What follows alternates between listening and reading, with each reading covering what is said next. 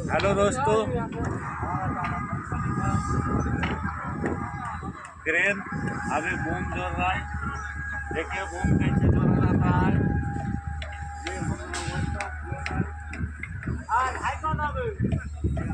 ये इसको उठाना पड़ता है। देखिए सीलिंग लगाया, चेक करेगा। ये बूम जो है इसमें फिटिंग करेगा।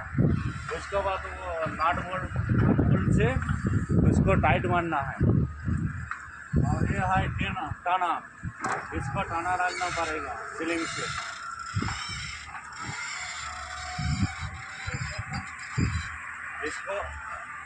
इसको मेन सपोर्ट बोलता है।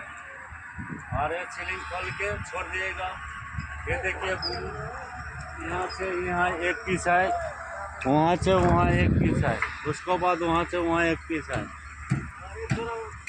हाइटा से उठा के फिर बूम जोड़ना है।